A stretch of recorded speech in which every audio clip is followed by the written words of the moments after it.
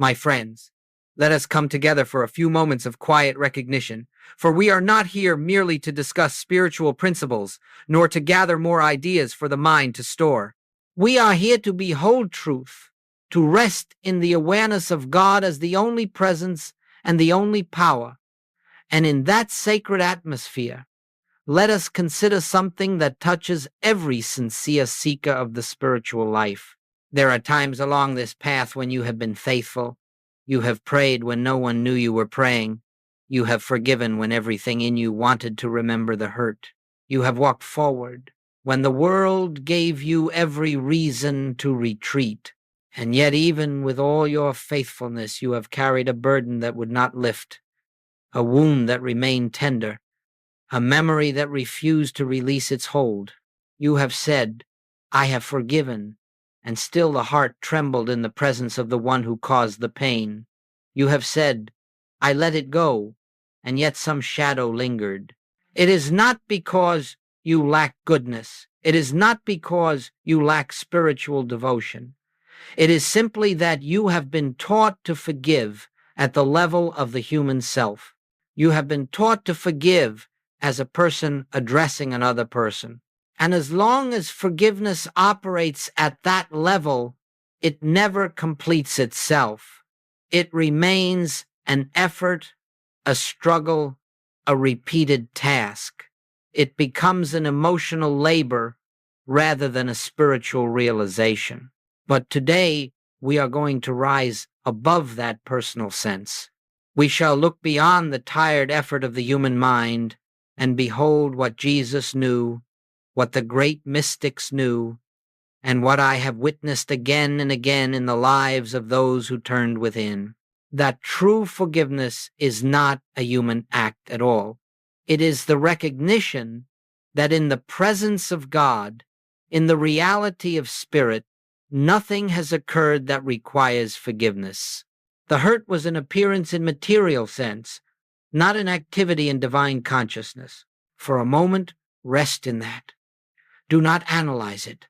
Simply allow the truth to settle gently upon your awareness. Let the heart feel what the mind cannot grasp.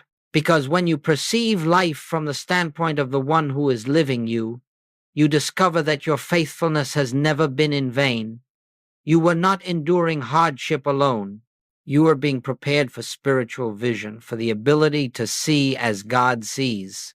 And so, beloved, we begin not with strain, not with the attempt to change the past, but with a quiet willingness to behold the world through another lens, the lens of the kingdom, where only God is power, and where the shadows of the human story lose their seeming reality in the light of truth. As we move deeper into this truth, let us gently examine why so many sincere attempts at forgiveness leave us unchanged, why the wound still aches, why the memory still stirs, why the heart still tightens in the presence of the one who brought pain. It is not because forgiveness is impossible. It is because the forgiveness we have been taught belongs entirely to the realm of personal sense, and personal sense has no capacity to touch spiritual reality. When you and I attempt to forgive as persons, we are accepting a duality that does not exist in the kingdom of God. We are accepting the premise that there is a me who has been wronged and a they who have done wrong. Two powers, two lives, two wills, two natures at odds with each other. The moment we accept that duality, we step out of the harmony of spiritual truth and into the conflict of human belief. And in that atmosphere, forgiveness becomes an effort, and efforts of the human mind can never reach the peace of the spirit. Observe carefully what happens inside you when you try to forgive from the level of personality. You may speak words of release, you may pray with earnestness, yet within the heart there remains a subtle claim. This person has harmed me. Something real has occurred. Something substantial must be undone. As long as that claim is present, forgiveness cannot complete itself. because the mind is still holding the injury as real, still assigning power to the action, still seeing the offender as a separate self acting against your separate self. But my friends, in the spiritual universe of God, this is not so. There are not two selves, one doing wrong and one being wronged. There is only one self, expressing as infinite form, only one life, living itself through the many, only one presence appearing as all that is. And until consciousness rises into this recognition, forgiveness remains an endless task, something we repeat when the memory returns, something we reaffirm when the anger resurfaces. We find ourselves forgiving again and again because the illusion of separation has not yet been dissolved. The human mind believes forgiveness means loosening the grip of a painful story. But spiritual forgiveness is not the mellowing of memory.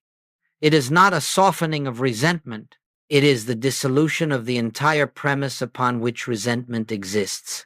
For resentment is born only when we believe that someone other than God has power, power to wound, power to diminish, power to interrupt the harmony of our being. Let us be honest inwardly. As long as we believe a person has power over our peace, forgiveness remains a fragile achievement. It can be undone by the next memory, the next encounter, the next word. This is why personal sense forgiveness fails, because it tries to build spiritual healing on a foundation of human perception. But listen, when the foundation shifts, the entire structure changes. When you recognize that nothing and no one has authority over your life but the one presence, when you realize that the action which seemed to injure you belonged only to the realm of human ignorance, not to the realm of spirit, then forgiveness is not something you perform. It is something that happens as naturally as light dispelling darkness. And so we see that personal sense forgiveness fails not because we lack virtue, but because we have attempted to do a spiritual work with a human tool. The human mind cannot forgive in the way the spirit forgives, because the spirit does not behold a separate self to condemn or absolve. It sees only God, only harmony, only the unbroken flow of divine life. When we rise to that vision, forgiveness ceases to be a duty and becomes a realization. There is nothing to forgive, for in the presence of God, nothing real has been violated. And now, let us come to the heart of this teaching, the point at which many recoil at first, and yet, when understood, brings the greatest liberation a human soul can ever know. It is the revelation upon which much of my work rests, the realization that dissolves burdens which years of emotional labor could not erase. It is simply this: in the presence of God, in the truth of spiritual being, there is nothing to forgive. Do not rush past this. Do not attempt to grasp it with intellect. Let it enter gently, as a whisper of the Spirit, for this is not a statement of sentiment, nor a denial of human experience. It is a recognition of spiritual reality, a reality that transcends the shifting appearances of the material sense. You see, my friends, all that you have ever attempted to forgive belong to the realm of the human picture, where individuals act from fear, from ignorance, from the false belief that they are separate from the source of their being. Their words, their choices, their failures arose not from an evil nature, but from a limited sense of self, from a mistaken identity. And here is the mystery. That mistaken identity is the only thing that acted, not the divine self, not the spiritual reality of the individual, only the mask, the illusion, the dream image moved. The spirit within them never acted against you. The spirit within you was never touched. When you understand this, forgiveness is no longer the attempt to free yourself from someone who has wronged you. It becomes the dawning realization that no one in their true identity ever wronged you at all. The part of them that acted was not the child of God, not the expression of the infinite, but the flickering shadow cast by the belief in separation.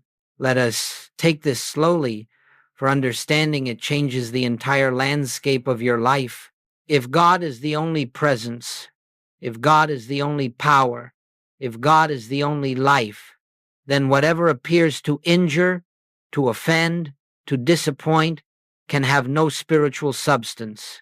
It exists only as a picture on the screen of human thought. And when that picture is recognized for what it is, it dissolves. Not forgotten, dissolved. Not suppressed, revealed as unreal. This is why Jesus could say with perfect clarity, "Forgive them, for they know not what they do." It was not a moral plea, it was a spiritual perception. He saw that the actions of human consciousness do not belong to the realm of God. He saw that their true nature remained untouched, unfallen, unmarred. And from that vision came effortless forgiveness, not as a gesture, but as a fact of spiritual sight. When you begin to see as Christ saw, you will understand what I mean. Forgiveness is not the work of making peace with the past. It is the unveiling of a truth that was always present. In the kingdom of God, nothing real was harmed, and nothing real can harm. You discover, then, that forgiveness is not an action you initiate. It is a light you behold. It is not an effort you perform. It is an awakening within you. It is not the loosening of chains. It is the realization that the chains were made of smoke and vanished the moment you reached for them. And so, when I say there is nothing to forgive, I do not ask you to ignore your memories or invalidate your feelings. I invite you instead to rise above the dream level of the experience and behold the truth. Only human illusion acted, and illusion has no power over the life of God expressing as you. When that truth dawns, forgiveness happens of its own accord. It unfolds as naturally as sunrise dissolving night, and the heart, long burdened, long suffering, suddenly stands free, not because you forced yourself to release another, but because you have awakened to the one presence in whom no harm can exist. Let us turn now to a matter of great importance, for even after hearing that in spiritual truth there is nothing to forgive, the mind will insist upon holding to its grievances. It will say, yes, but the pain was real, the memory is real, the injustice did happen, and it is here, in this subtle persistence, that we discover the invisible chain that binds us to the past. Understand this well. A grievance does not bind you because of what another person has done. A grievance binds you because you continue to grant reality to the appearance. You continue to feed life into an image that has no true existence. Each time you revisit the memory, each time you rehearse the story, each time you allow the emotion to rise, you breathe fresh vitality into something that is spiritually powerless. And so it lingers not because it is strong, but because you believe it to be so. It is not the grievance itself that holds you captive. It is your recognition of it that gives it seeming substance. You see, my friends, the mind believes that by remembering the hurt, it is protecting you. It believes that by keeping the story alive, it is preventing future injury. But spiritual truth reveals something quite different. Every time you clutch a grievance, you anchor yourself to the plane of human sense, where fear, conflict, and duality reign. You step out of the kingdom consciousness and back into the world of opposites, good and evil, right and wrong, offender and offended. This is the chain. This is the bondage. Not the event, but your identification with the event. Now, listen very gently within yourself. Notice that when the memory arises, It does not arise as a present fact. It arises as an image in thought. The person is not here. The circumstance is not here. Only the mental picture is here, animated by your attention. And yet we respond to that picture as if it were happening again, as if it were a living force operating upon us. This is the illusion of separation at work, the belief that something other than God has power over our peace. But I say to you, when you recognize that the grievance is nothing more than a mental shadow without spiritual foundation, you begin to feel the chain loosen. The past loses its authority. The hurt loses its weight. The memory fades, not because the mind decides to forget, but because consciousness ceases to affirm its reality. You are not healing the past. You are awakening from the belief that the past has spiritual existence. Grievances are the residue of believing that life is happening to you from the outside world. But when you come into the awareness of the One Presence, you see that life is unfolding through you from the center of divine being, not from external persons or events. And here is the miracle. When you refuse to feed the grievance with fresh thought, fresh emotion, fresh story, when you simply rest in the truth that God alone is power, the grievance collapses like a structure without support. It dissolves because it never had substance in the first place. Let this truth settle deeply. What binds you is not the memory of what happened, but the belief that it had power over the reality of your being. Release that belief, and you release the past.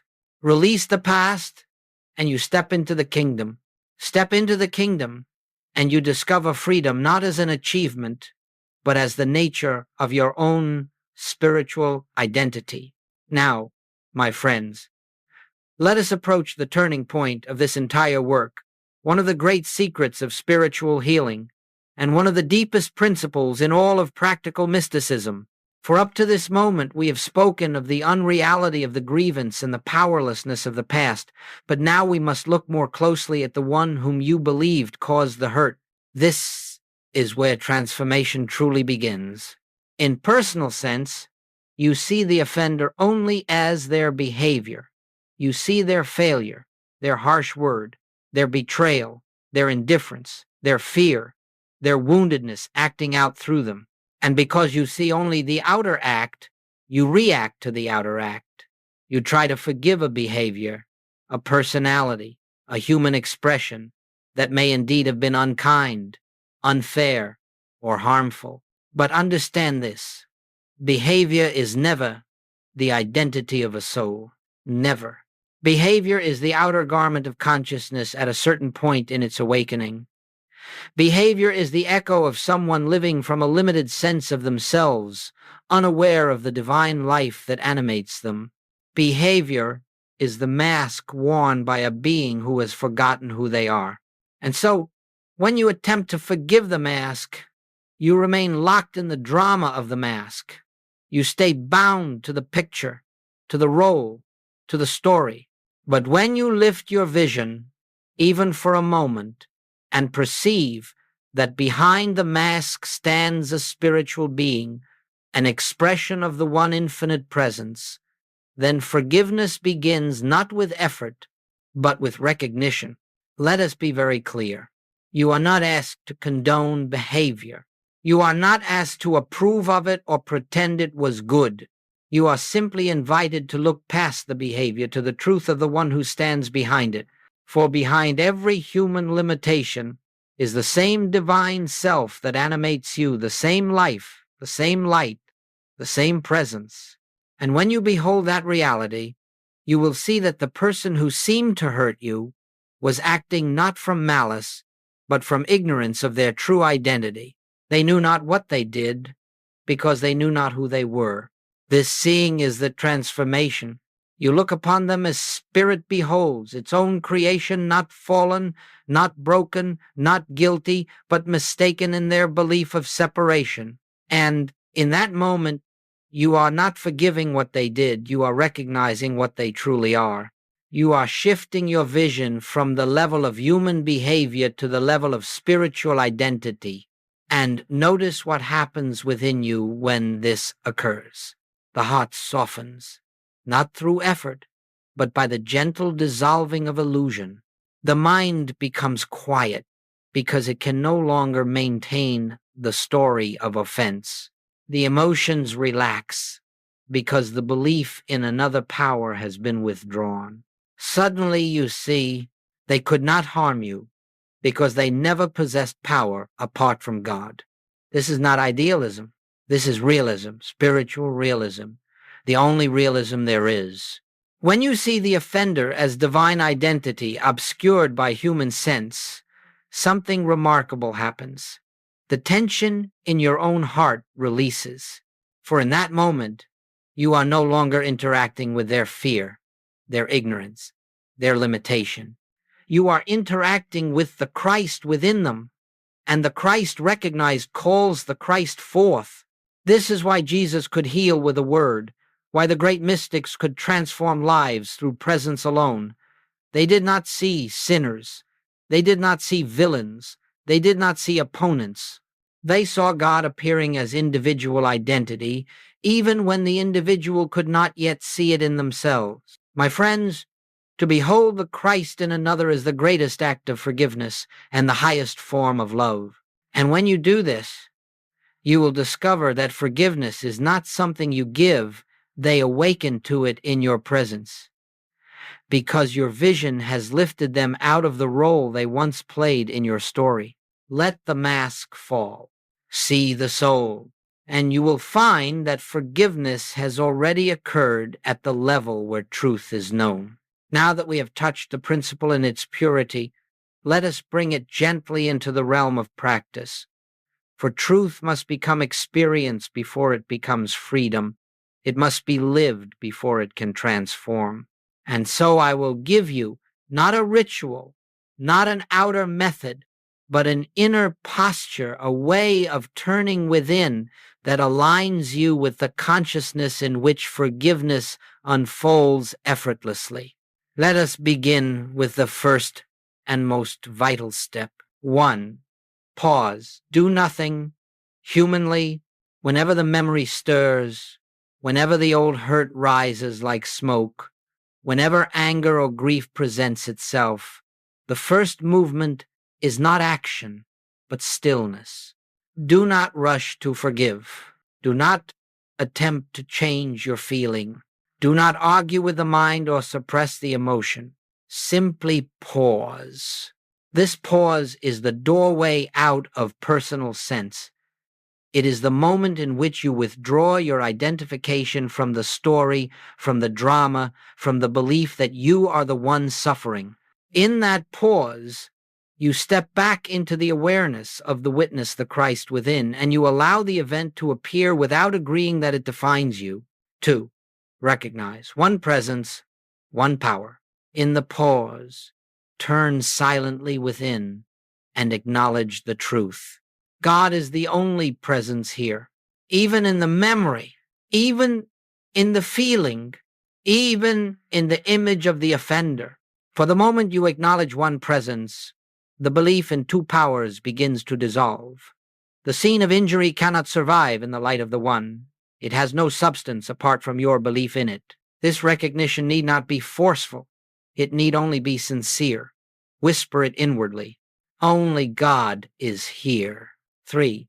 Reframe the vision. See the spiritual identity behind the mask. Now, as the heart grows still, look upon the person in question not with the eyes of memory, but with the eyes of spirit. Recognize, even if faintly at first, that the one who acted was not their true identity. It was the human sense of them operating from fear, from ignorance, from separation. Say within yourself, this is divine consciousness, unaware of itself. This is not the one who hurt me. This is the one who forgot who they are. This shifts the entire structure of the grievance. The person is no longer the villain in your story. They are a soul struggling in limitation, just as you have struggled many times in your own journey. 4. Release the story. Let the appearance fall away. Next, as gently as a leaf falling to the earth, allow the emotional story to loosen. Do not push it away. Do not contradict it. Do not attempt to erase it. Simply see it for what it is, an appearance in consciousness, without power, without reality, without life. Say softly, "This belongs only to material sense.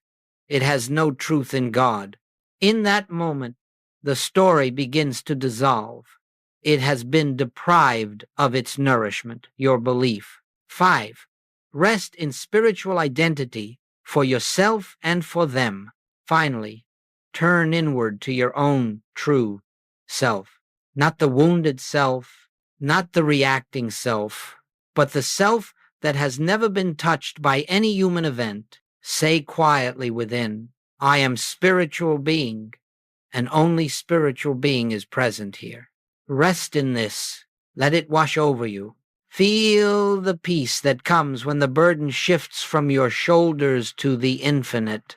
And as you rest, notice something. Forgiveness has already taken place, not because you did something, but because you ceased doing the thing that kept illusion alive. You did not forgive. You recognized. You did not release the offender. You saw the truth about them. You did not heal the wound. You awakened from the belief that you were injured. This is the practice of impersonal forgiveness. It is simple, but it is not shallow. It is profound, but it is not difficult. It is the gateway to freedom because it returns you to the consciousness where God alone is power. Practice this gently. Practice this consistently, and you will find that the heart, which once felt heavy, now lives in an atmosphere of quiet compassion, not because you have tried to love, but because you have realized that love is the nature of your own being. Now let us bring this truth into the living texture of human experience, for principles alone can inspire, but it is often in the quiet testimony of transformed lives that we recognize how spirit works in the ordinary events of our days. I want to share with you the story of a woman whose journey illustrates, in the most gentle way, how the consciousness of forgiveness, true forgiveness, unfolds when we cease struggling at the human level and turn toward the kingdom within. Her name was Margaret. She came to one of my classes many years ago with a heart weighed down by a grief she could scarcely carry. Her sister, her own flesh and blood, had betrayed her trust in a business matter, costing her nearly everything she had saved from years of labor. It shook her marriage, shattered her sense of security, and left her feeling abandoned by the very person who should have stood beside her. For 3 years she tried to forgive. She prayed with earnestness. She read every book she could find on reconciliation. She confronted her sister, pleaded with her, reasoned with her, yet the anger remained. Worse still, her body began to reflect the inner strain. Chronic digestive troubles, sleepless nights, a heaviness in her chest that no physician could explain. When she sat before me, her eyes carried the fatigue of someone who had done everything she knew to do, yet remained imprisoned in the same sorrow. And so I asked her, "Margaret, whom are you trying to forgive?" She hesitated, surprised by the question. "My sister," she said softly. Who else? But it was not the sister who had betrayed her that she was trying to forgive. It was the personality, the behavior, the human sense of her sister, the part of her sister that had acted from fear, from confusion, from belief in separation. And so long as Margaret kept her attention fixed on that human sense, she could not be free, because she was trying to reconcile truth with illusion, spirit with appearance. I told her gently, "Stop trying to forgive your sister. In spiritual reality, the one who betrayed you does not exist. There is only the divine identity, pure, perfect, untouched by human ignorance. Turn away from the personality and behold the Christ of her being. This was difficult for her. Her mind protested. Her emotions resisted. But she agreed to practice, not by forcing forgiveness, not by suppressing resentment, but by quietly turning within whenever anger surfaced and remembering the truth. God is the only presence. There is no separate self, no separate will, no separate offender in the kingdom of God.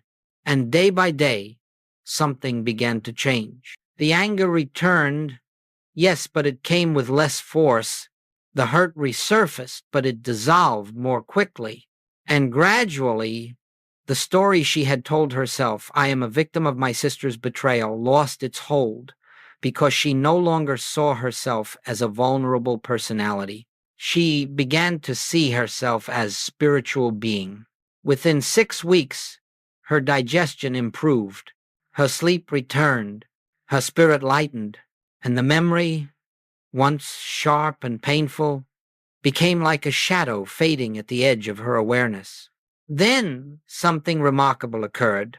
Her sister reached out unexpectedly, without prompting, and apologized, not from obligation but from genuine awakening. She made partial financial restitution, yes, but more importantly, she approached Margaret not as an adversary, not as someone defending her actions, but as one who had suddenly begun to feel the presence of truth unfolding within her own heart. Now hear this clearly. It was not Margaret's effort that changed her sister. It was the atmosphere of truth in Margaret's consciousness, the refusal to hold her sister in the bondage of wrongdoer. When Margaret saw her sister's spiritual identity, she released her into the freedom of her own higher nature, and her sister responded to that call. This is the power of impersonal forgiveness. This is the quiet miracle that happens when we behold only God and nothing else behind the human appearance. It heals bodies. It restores relationships. It dissolves burdens, not because we try to change the outer picture, but because we have awakened to the reality behind the picture. My friends, what happened for Margaret can happen for you, not by repeating her steps outwardly, but by entering the same consciousness, the consciousness that sees no offender, no offense, and no separation in the kingdom of God. Let us now consider what it truly means to live without grievance. For to some, this may seem like an impossible ideal, a spiritual height reserved for saints or mystics. But I tell you, living without grievance is not rare, nor is it reserved for the few.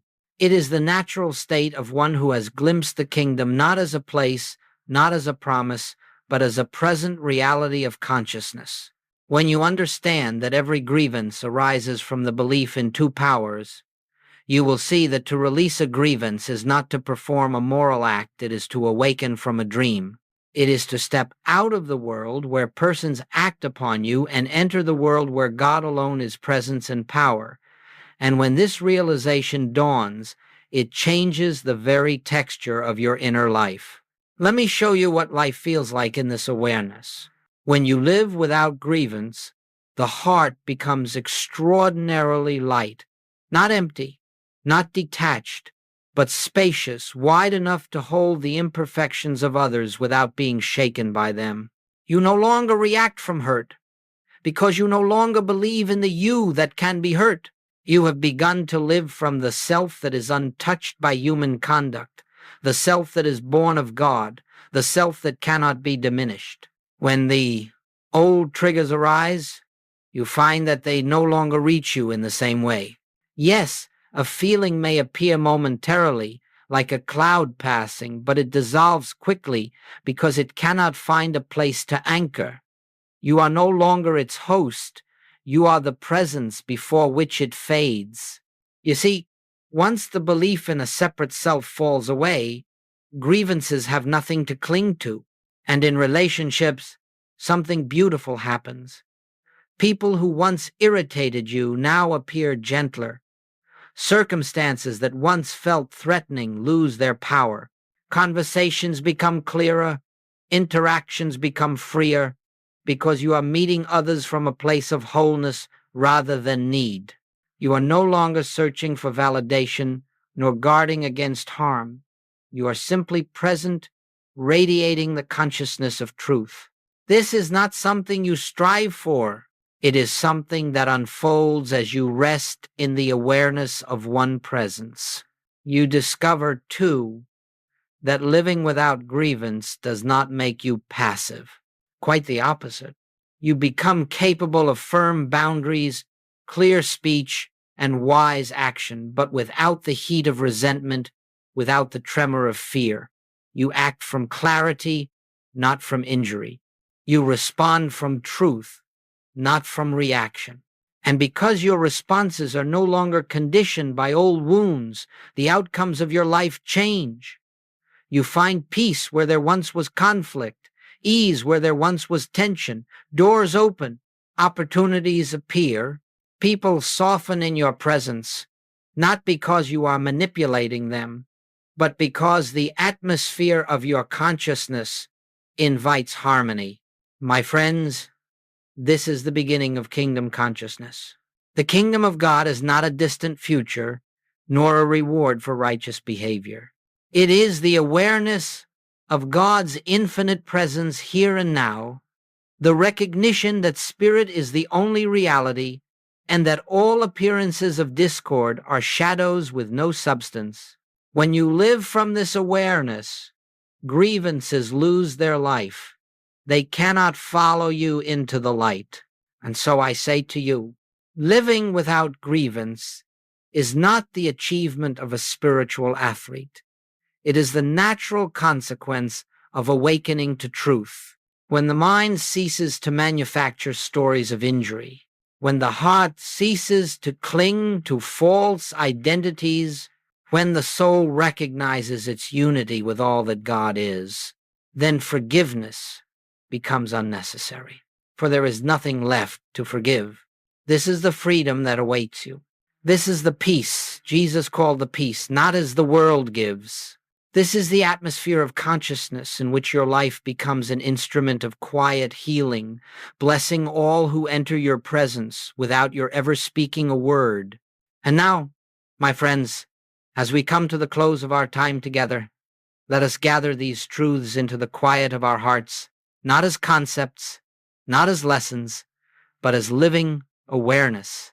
For the purpose of this teaching has not been to improve the human scene, nor to strengthen the human personality. Its purpose has been to lift you gently into the consciousness that stands behind the human picture, the consciousness in which God alone is power, God alone is presence, God alone is reality.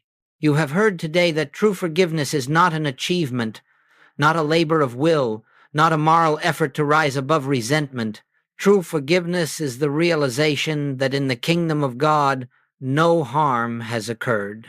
The offense belonged to the realm of human sense, and human sense has no authority over the life that is lived in and by God. Let this truth become a resting place within you. When you feel the old emotions stir, remember, the one who was hurt is not your true self. The one who did the hurting is not their true self. Only the divine identity is real, and only the divine identity has life. When memories arise uninvited, do not struggle. Simply return to the presence. Return to the simple recognition. God is here. God is the only here. When you begin to live from this recognition, the old landscape of your life reshapes itself. Relationships take on new form. Your emotional body grows lighter. Your mind becomes clear and still.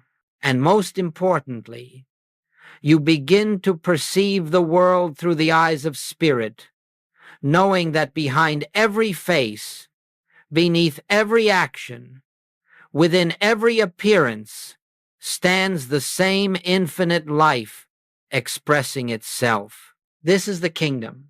It is not a destination. It is not a place to arrive at someday. It is the awareness of God's allness realized now. And so I invite you not to try, not to strive, but simply to rest. Rest in the truth that the burden you have carried was never yours to bear. Rest in the knowledge that forgiveness is not something you must perform. It is something that unfolds when the light of spiritual truth dissolves the shadows of the human story. Rest in the one presence and let that presence do the work. As we close, I bless you with the awareness of your own divine identity. May you walk through your days with the quiet assurance that you are held in the infinite. May your heart remain open to the truth that nothing can oppose God, and therefore nothing can oppose the harmony of your being. May each moment of your life become an opportunity to behold the Christ within yourself, within those you love, and even within those who once seemed to stand against you. For where the Christ is recognized, the world is healed. Peace be unto you, beloved, not the peace of circumstances, but the peace of the one presence in whom all is well, all is whole, and all is God.